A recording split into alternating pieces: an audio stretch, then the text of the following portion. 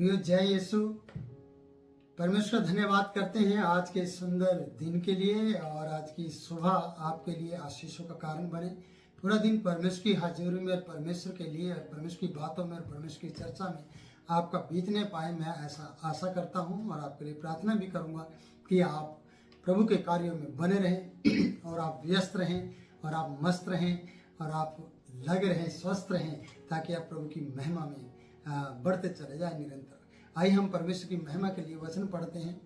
यूहन्ना उसका पहला अध्याय और उसके 7 पद से, और पिछली वीडियो का लिंक मैंने इसकी डिस्क्रिप्शन में दिया है, आप उस वीडियो को देख नहीं पाए और आप देखकर इस वीडियो को समझ लें। आइए हम वचन को पढ़ते हैं। तब उन्होंने आपस में कहा, आओ हम चिट्ठी डालकर जान ले कि यह विपत्ति हम पर किसके कारण पड़ी है। तब उन्होंने चिट्ठी डाली और चिट्ठी योना के नाम पर निकली। प्रियो 7 पद हमें दिखाता है। अगर हम 6 को भी देखते हैं तो 6 पद में वो उसके निकट आए जहां वो सो रहा था और उससे इस प्रकार से कहा, तू भारी नींद में पड़ा हुआ क्या करता है। फिर जब ये सारी बातें हुई, पिछली वीडियो में आपको मिलेगा, और इसमें इस प्रकार से बताया कि उन्होंने आपस में कहा। दुहाई देने वाले मल्ला लोगों ने, अपने सामान को फेंकने वाले उन लोगों ने योना के पास जाकर और योना को भी जगाकर और योना को उठाकर इस प्रकार से कहा कि वो आपस में बोलने लगे, आओ हम चिट्ठी डालते हैं कि ये विपत्ति हम पर किसके कारण से पड़ी।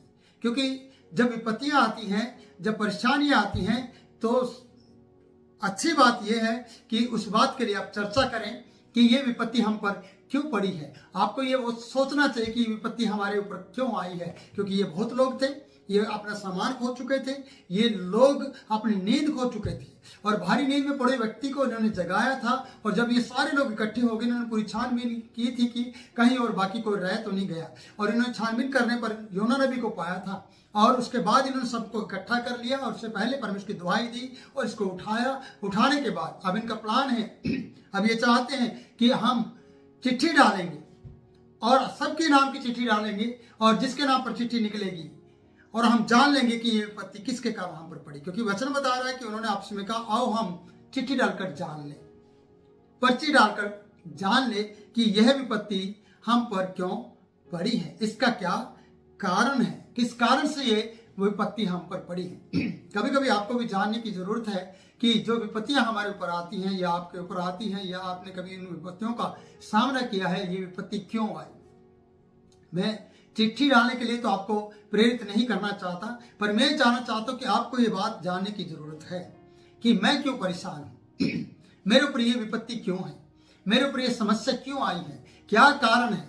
बहुत से लोग परेशान होते हैं। बहुत से लोग, एक बहन ने मुझे इस प्रकार से बताया कि मैंने सुबह लेडीज बहन ने कहा कि मेरा सिर गीला था, मैं नहाकर और सिर धोकर आई थी और मैंने कपड़े पहने थे, और तुरंत इस मौसम के अंदर, सर्दी के मौसम में, किसी ने मुझे पंखा चला दिया और पंखा के सामने मैं बैठी रही, और पंखा चलने की वजह से मुझे कोल्ड हो गया, जुकाम हो गया, और धीरे धीरे जुकाम के बदले में से बुखार भी हो गया और उसे समस्या का सामना करना पड़ा। ये बात ये कब हुई, क्योंकि उसने अपनी इस जुकाम के कारण को ढूंढा था।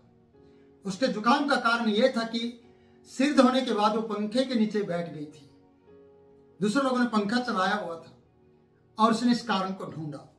और ये भी लोग कारण ढूंढ रहे कि ये बड़ा प्रचंड आंधी, प्रचंड तूफान, और एक बड़ा तूफान, और नाव का खाली हो जाना, नाव का सामान फेंका जाना, और हिचकोले खाना, और नाव का ना चलना, ना तैरना, और अच्छी तरीके से यात्रा ना होना, इसका कारण क्या है।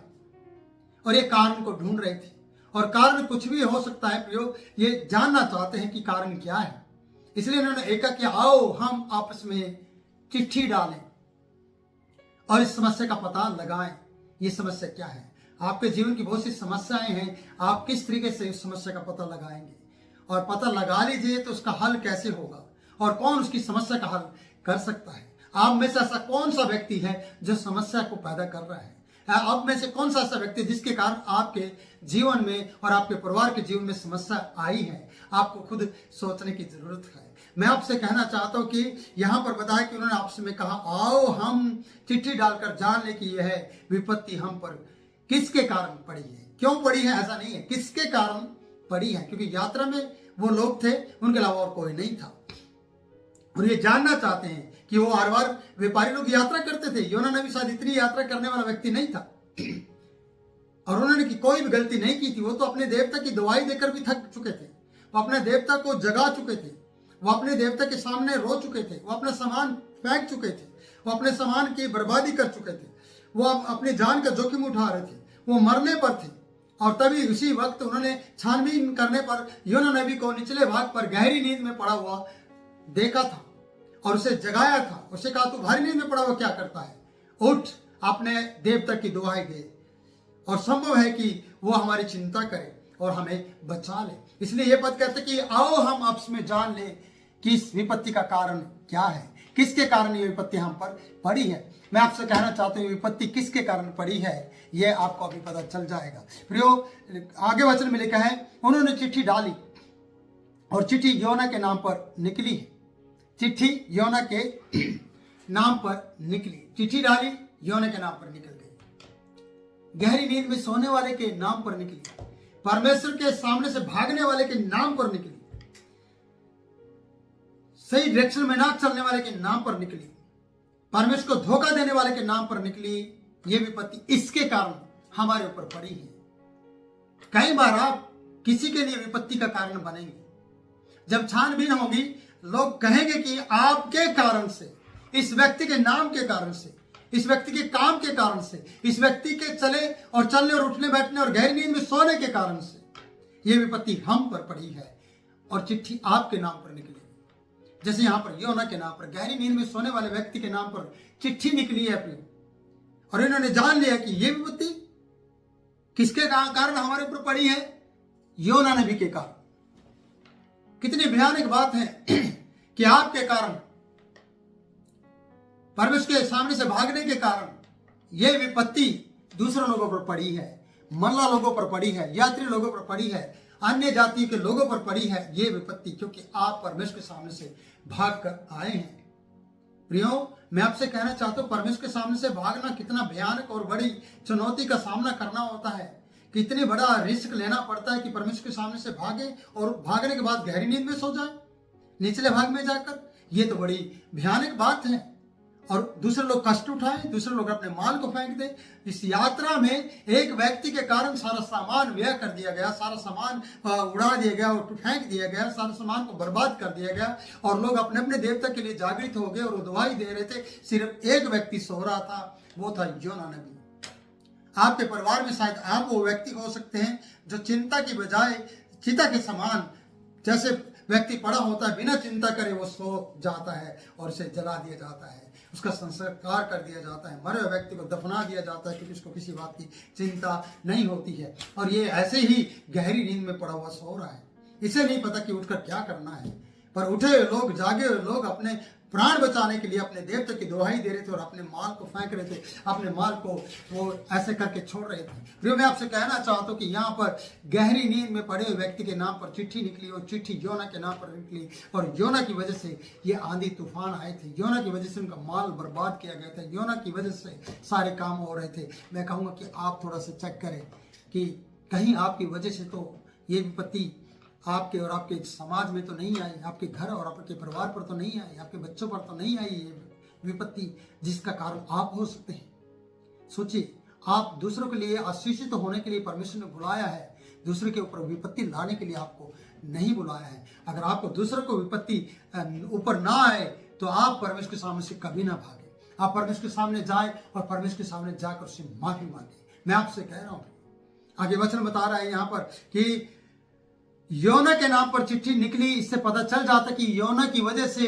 ये विपत्ति इन पर पड़ी है। अब आगे सिलसिला चलता है। इस सिलसिले को बंद करने का एक ही कारण होगा कि अगली वीडियो में आपको पता चलेगा। पर मैं कहना चाहता हूँ कि आपको जानकारी लेना है कि ये विपत्ति क्यों आई। अगर आप जानकारी नहीं लेना चाहते और विपत्ति पे विपत्ति लाना चाहते हैं और अपने सामान को बेचना चाहते हैं, सामान को फेंकना चाहते हैं, सामान बेचने से और सामान फेंकने से आपके प्राण बच नहीं सकते, क्योंकि आप पानी में चल रहे हैं, आप जीवन की नैया को चला रहे हैं, आप उसके अगुआ हैं, आप उसके मालिक हैं, आप उसके मुखिया हैं, और आपको घर वापस लौटना है। पर आप क्या कर रहे हैं, अपने आप को बचाने के लिए सारी चीजें करते जा रहे हैं, पर आप इसका कारण नहीं ढूंढ रहे हैं। और इन लोगों ने, मल्ला लोगों ने इसके कारण को ढूंढा कि विपत्ति हम पर क्यों पड़ी है, और चिट्ठी डालकर जान लिया कि ये विपत्ति योना के कारण पड़ी है। आप भी योना के समान हो सकते हैं, आप भी योना की तरह दूसरों के ऊपर विपत्ति लाने वाले व्यक्ति हो सकते हैं। प्रियो, आप जानें और अपनी छानबीन करें और उसका पता लगाएं कि विपत्ति हम पर और हमारे परिवार पर, हमारे घराने पर क्यों पड़ी है। तो मैं आपसे कहना चाहता हूँ प्रियो, आप बचें, औरों को बचाएं।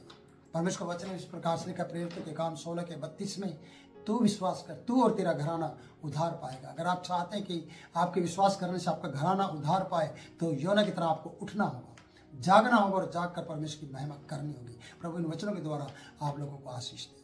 प्रिय, इस वीडियो के माध्यम से बहुत से लोग आशीष पाएं, तो इस वीडियो को आप शेयर करें, लाइक करें और कमेंट लिखकर मेरे मनोबल को बढ़ाएं कि मैं ऐसी ही वीडियो बनाता रहूं और आपको जागृत करता रहूं। तब तक के लिए आप मुझे इजाज़त दें, फिर मिलूंगा नए वचन के साथ। जय यीशु।